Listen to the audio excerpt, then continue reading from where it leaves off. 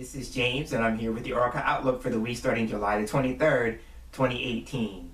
This week I'm working with yet another new deck in my collection. If you watched last week's video, then you'll remember that I worked with the Everyday Witch Tarot. And this week I'm working with, are you ready for it? I'm working with a set of cards that are based on the Gypsy Witch fortune-telling playing cards. The deck that I'm working with this week is called the Vintage Gypsy Witch Oracle Cards. They are by Lynn Boyle, and she has a shop on Etsy called Aquarius Wellbeing, so I will make a point to put a link to her shop in the description box below if you find that you want to know more about the deck. So you know I always have a story, right, when it comes to these deck selections. So the story goes as this. I was watching a video on YouTube, and I will make a point to put the person's channel in the description box below as well, as especially this particular video. So the channel handle is called A Simple Path, and in the video that I'm talking about specifically, she was comparing the Gypsy Witch card. She had two decks, and one was the more modern version that maybe most of you have who have the deck. It's the one that comes in the orange box, right? So I have that one as well. And she was comparing that edition to an older printing of the deck, and she was showing the differences in the printing styles, especially with the coloration of the deck. So I was very intrigued by that, and I thought, I want an older set of Gypsy Witch cards. So I went online and started looking for them, and I actually did score a vintage deck on eBay for, are you ready for this? I got it for $2.99. I couldn't believe it. When I had seen previously, you know, some people were selling the decks for like $50 to $100, and I scored this one for $2.99. I couldn't believe it. But in the course of doing the search, you know, the search results on Google, the search engine that I used, I also came across Lynn's Etsy shop. So I clicked on it, and what I love about this deck is that the images. Now, as much as I love the Gypsy Witch cards, and maybe some of you will agree with me on this point, some of the images aren't that great, right? So I've even heard some people describe the images as being very ugly. I wouldn't go that far. But sometimes the images aren't so great. So when I saw this deck and I saw the images, and I mean, I just love how clean and clear the images were. So that was a huge selling point. So you'll see that as we go into the reading with whatever cards turn up for us this week. But that is one of the reasons. So as soon as I saw the images, I felt like I had to have it. So so again, we're working with the Vintage Gypsy Witch Oracle by Lynn Boyle. And now that I've talked about the deck, let's move into this week's reading. And I'm taking the deck in hand. I'm going to take a few moments to shuffle the cards.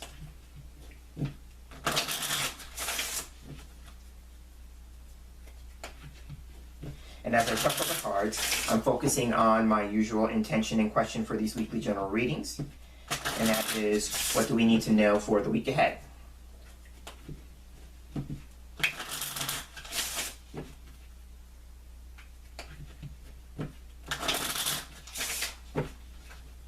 feeling that's good. I'm going to go ahead now and cut the cards.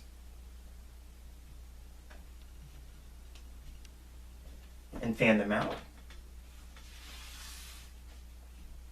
And now I'm looking for 5 cards in the line that are getting my attention. So when I work with the Gypsy Witch cards, I like to do a line of 5. Card 3. Well, I like that one. Card 4. And now we're looking for the final card. I'm going to go with the one all the way over here. Card 5. Alright. So now I'm picking up the remainder of the deck, and I'm going to put that to one side.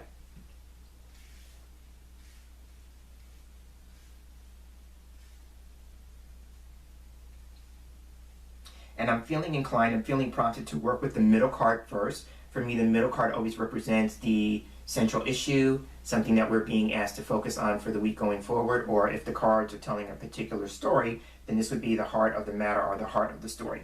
So taking a look at the card, we have, ooh, this is interesting. So here we have the Two of Hearts and the Gentleman. So the reason why I feel this is interesting is because the Gentleman can represent a significant man. He has no other meaning than a man. So if you're a male watching this video, the gentleman could represent you, and if you're a woman watching this video, then the gentleman card can represent a significant man in your life.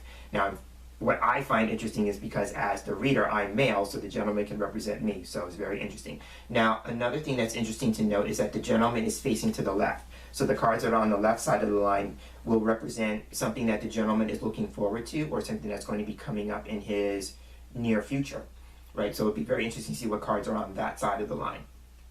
Now, the Two of Hearts is the insert. So for some of us, we may be focusing on a relationship. I tend to look at the Two of Hearts as the card that represents relationships, partnerships, because that's number 2. And then the idea with the hearts is about feelings, emotions, love, and relationships. So there could be that. There could be a situation in which we are focusing on either a particular relationship or relationships generally speaking. This could be a situation where we're forming more of an emotional connection to another person. I tend to look at this as the getting to know each other better stage or phase of a relationship. So this could just be taking time and to get to know other people better. There is that.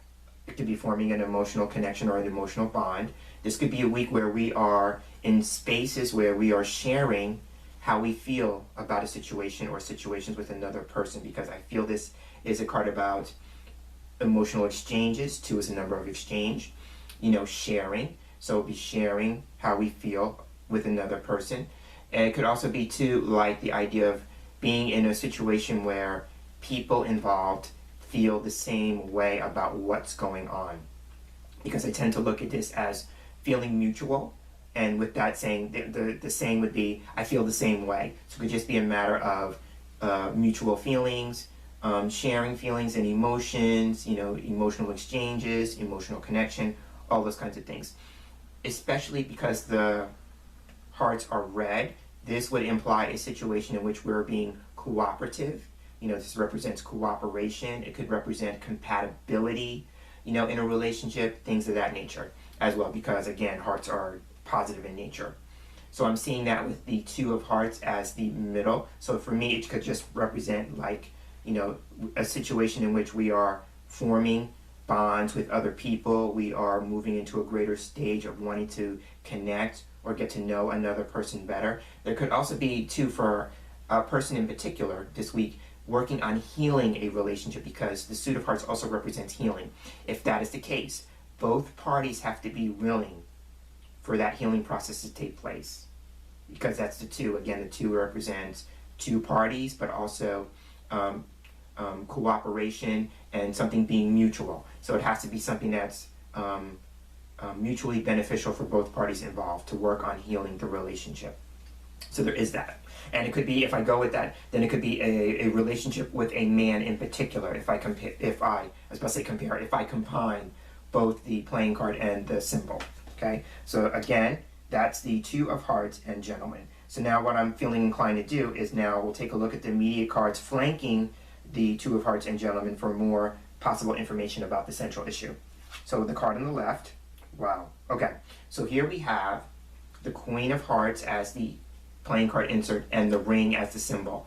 Going with the Queen of Hearts first. So now we have a repetition in suits, right? We have 2 cards from the Suit of Hearts. So again, the focus could be on emotions, feelings, a relationship, healing as well. Now, very interesting, we have the Gentleman as a symbol. With the Queen of Hearts, we have the possibility of a woman being involved. In this particular case, the woman, Queen of Hearts, is possibly married and married with children. So she could either be a spouse or partner, or she could even be a spouse, partner, and a mother, because those are aspects of the Queen of Hearts. So there is that to consider. It could also be a situation where there's a lot of caring about the situation, or a person who has a caring or nurturing quality, because queens for me symbolically represent caring or nurturing. So there is that to consider. So it makes me feel there is something of a relationship issue this week between a man and a woman, in particular, going with the idea that the gentleman can represent a man, and then this would be his wife and maybe possibly even the mother of his children. So there is that to consider. Now the ring as a symbol represents, for me, again going with the idea that the Queen of Hearts can represent it's someone who's married, then this could be also reaffirming that. But if it's not that, then ring can represent this idea about a commitment, a serious commitment. So it could just be a matter of commitments being made that we have to honor. If this is about a promise being made, then we have to keep our promises. So there could be something having to do with a man looking forward to a future commitment or needing to honor a commitment that he has made. So there is that. If I read gentleman and ring as a combination, because he's facing the ring card, right? So it could also be too saying that this is a married man or a man who is looking forward to some kind of engagement in the future, because the ring can represent an engagement, right? So this could also be a contract. So this could be a man who is, looking forward to or facing some sort of contractual agreement. Now, the ring is a symbol for me that can represent something recurring. So this could be a man who's facing some kind of recurring contract or a recurring commitment kind of thing. So those are some possibilities with ring and gentleman. Again, I would go with the ring. Symbolically can represent honoring commitments and promises being made that need to be kept. So now let's take a look at what's on the other side of gentleman. And here we have, okay, there's a lot of recurring symbology here. So here we have the Ace of Clubs and Crossroads. So the Ace of Clubs is a symbol for me, or a card I should say, that can represent, one of its meanings can represent commitment, and it also can represent a contract. So there may be something having to do with a legal contract, because the Ace of Clubs can represent legal paperwork and legal documentation. So that for someone, there may be a matter of taking a good look at a contract, especially if it is up for renewal. That's the word that's coming for me. Again, going with the idea that ring can represent something that's recurring. So if it's a contract that's up for renewal, it may be a matter of, making some considerations about whether we want to renew the contract, right? Or, keep with the agreement being made. So there is that.